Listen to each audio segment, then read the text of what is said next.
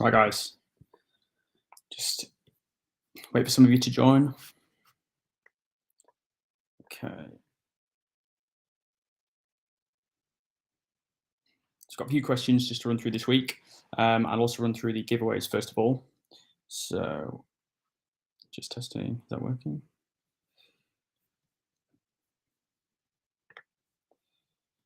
Nope.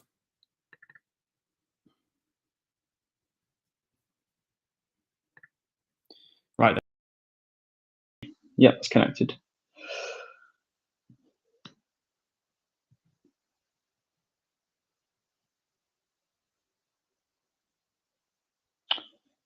Okay.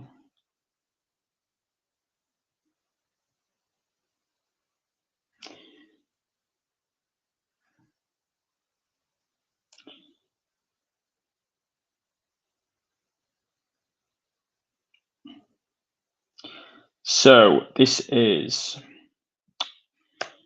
9th of August. This is 1, 2, 3, 4, 5. We are on week 6 now. So we've got 2 weeks of the challenge left.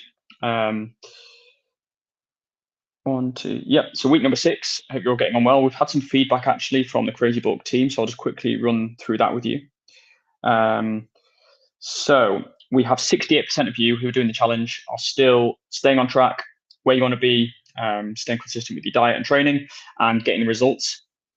So we've got 68%.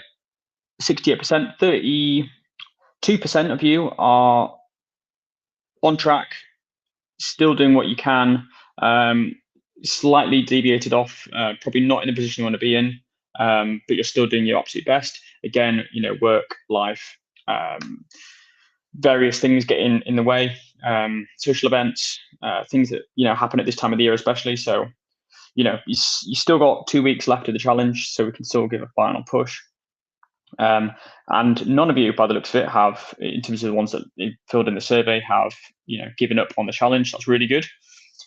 So most of you are still on track and getting some results. So make sure you are posting onto Instagram, tagging CrazyBulk, and we want to see some transformations. Obviously, we're 6 weeks in. It'd be good to see your beginning point, possibly a week 2, a week 4, and a week 6. So you could do that over the next few posts that you upload.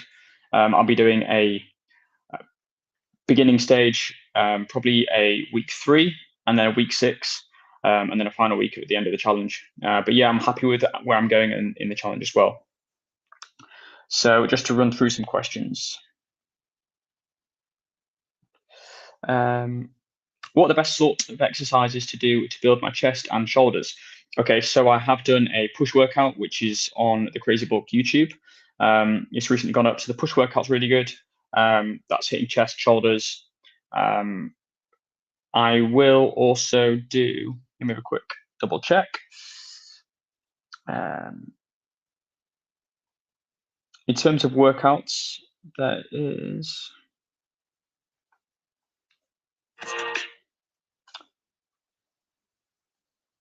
so we've got, there is a pull workout going up on YouTube. There is also, which I think is live, there is a leg workout to be posted next week. And then to finish, let's have a look.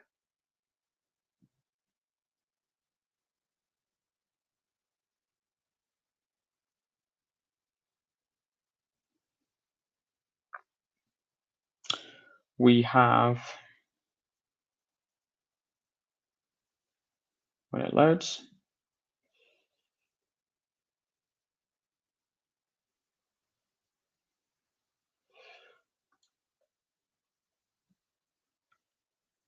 where is it? Pull workout.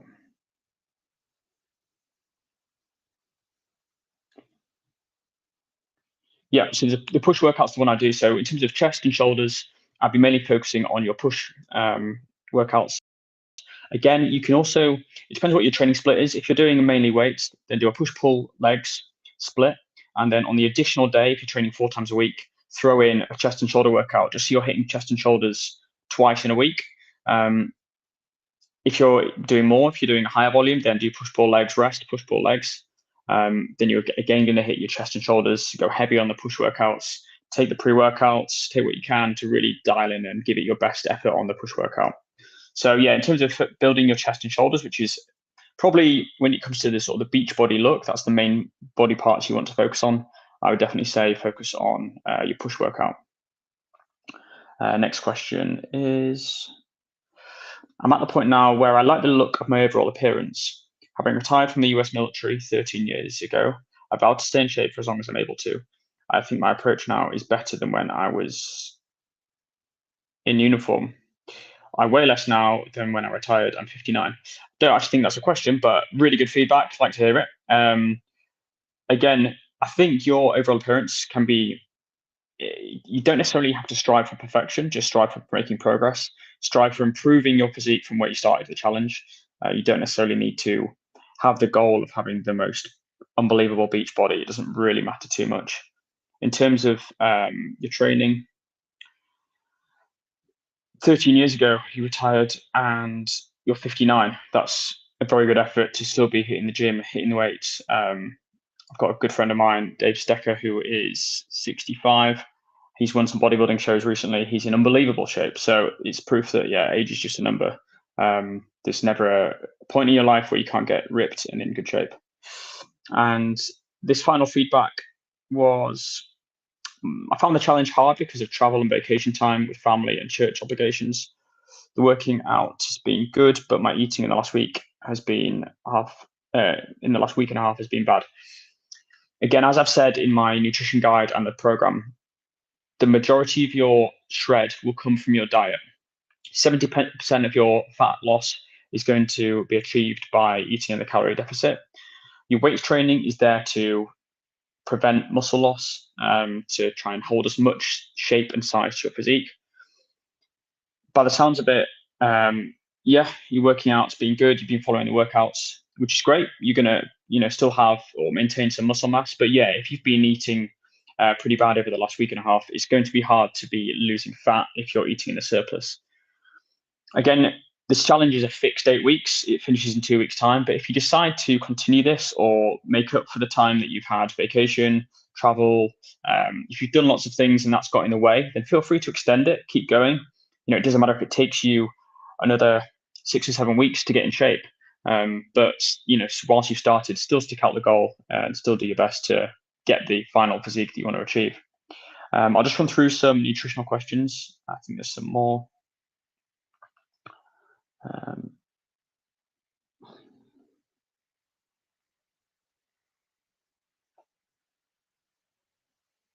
So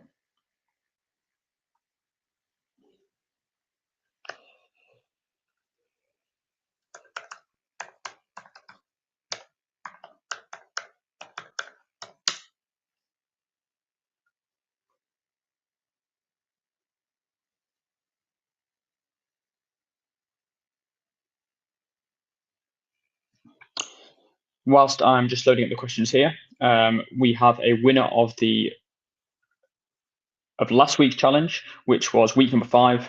This was the Lumi massage gun. It's like a mini travel massage gun. Really good prize. The winner was Yuri Tony. So congratulations for that one. You won the massage gun. This week we are giving away a lazy spa. So it is literally a hot tub for the garden. So post workout you can go and chill out, relax. It really helps with muscle relaxation. This week we are giving away the lazy spa. In 2 days' time on Friday it's announced. So now is the time to enter. I'd absolutely love to win one. It'd be really cool. So yeah, make sure you get in order to enter the challenge, it's a case of posting onto your socials, tagging CrazyBulk, hashtagging CB Summer Shred. Yeah, we want to see some activity on socials. And in order to win the lazy spa, the hot tub, feet garden, anyone can win it. A winner will be picked on Friday. So you've got 2 more days to enter. So if we can, maximum engagement, post some stories, post some main Instagram feeds, tag CrazyBulk, tag me. I'll make sure I reshare as well. But yeah, cool prize. Definitely one of the best ones out of the 8 weeks. Who doesn't want to win a hot tub? Right, some questions. So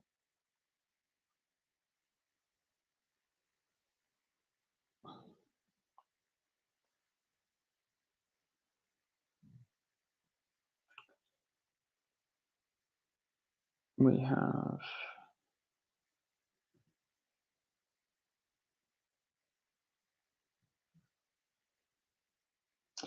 nutrition questions. How should I eat around my training? In terms of your training, I would eat your calories or push most of your calories around your training period. So if you train in the morning, eat most of your calories in the morning, especially when it comes to carbs. I think the second question ties in. So how will carbs make me fat? Not at all. Carbs are really important because carbs will give you the energy you need for your workouts. So if you're training in the morning, I'd focus quite a large amount of your daily calories and your carbs around your training session. So in the morning for breakfast before you work out, possibly even after, hit your protein. If you train on an evening, then again, you want to be pushing more of your calories towards the end of the day. You don't necessarily need to eat lots of calories to drive to work and sit at an office desk if that's what you're doing. So just consider that and manipulate where you eat your calories around when you train, and that will get you the best results. No one wants to be training and just super fatigued because it's really hard, really demotivating. So that's definitely my advice for that one. How important is diet to see results? I think I've kind of mentioned this a lot, but the word diet, basically the calorie deficit. Essentially, the question is how important is a calorie deficit to see results? It's the main thing, and it's how we get in the calorie deficit that can be tricky. So it's working out your maintenance calories. Hopefully, over the last 6 weeks, you will have seen a reduction on the scales. You'll have seen a physical a difference in terms of your body fat when you look at yourself in the mirror. If you are, then you know that you're eating in the deficit. If you feel like it's too extreme and you're struggling too much, then increase. If you feel like you're not getting results quick enough, 32% of you have given feedback that you've not quite seen the results you want, possibly due to going on holiday, eating out with friends, having a social life, which is completely normal. But it just means that those times you did that, you weren't in the calorie deficit you needed to be. So yeah, the main factor is how badly do you want it? Can you stay in deficit? And the tools you need to do that. So eating really, I suppose it's eating foods that are very low dense. So salads, anything that's kind of like very filling but very low in calories. They're the sort of foods you want to be eating. Even like sugar-free jellies, drinking lots of water, anything to fill up your stomach without eating a lot of calories is probably the goal in this case. We've gone through giveaway details. See if there's any more in terms of training. Okay, so I don't have much time to train, and what should I prioritize? If you don't have much time to train, then what can you do to also increase your energy expenditure? So if you're doing work emails, can you go for a walk and do work emails? If you don't have much time to train because you're doing things in terms of like getting out of the house and being active, that's fine. You're still moving, you're still burning calories. We have to remember that we burn the majority of our calories just by living. It's only, going to the gym will burn you an extra 300 calories. It's not going to make a huge difference when your maintenance calories could be 2,200. You're going to be burning 1,900 calories just by living and moving. So yeah, I'd say if you don't have much time to train, try and get out of the house, try and move, try and go for walks, try and get your step counts in. Prioritize eating in a calorie deficit in order to get the results in order to lose body fat. Do I need to train more than 4 times a week? No. It depends what your goal is. If your goal is to put on a large amount of muscle mass or maintain all your muscle mass, then you want to be hitting the weights 6 times a week. If you're wanting to grow body parts, improve your muscle mass on certain areas, so if you want to really hone in and improve your chest, you still don't need to be training that more than 4 times a week in order to see results. Do I need to train to failure on every set? I'm sure there are people that say training to failure is essential, but in terms of this demographic of people wanting just to improve their overall look, maintain muscle mass, and lose some body fat, you don't need to be training to failure, especially when in a deficit. If you're running on very low calories, you're going to be struggling anyway. So training to failure is going to make you more fatigued, it's going to increase your appetite. It's going to make you, put you into more of a fatigued position, which is then going to increase your cravings to go and eat more food. And then you'll probably end up not being in the deficit you should have been in. So a lot of the time it's training just training smart, doing very low intensity workouts, low intensity cardio, and then you'll find it much easier to eat in the deficit. And final question is, what are bulk and cut cycles? Are they effective? So a bulk is essentially where we're eating in a calorie. We're either maintaining our calories and focusing on muscle mass, or we're eating in a calorie surplus and we're using those calories to build strength, add on muscle much quicker. A cut is where we're eating in the deficit, we're losing body fat, and we're basically trying our best to maintain muscle mass.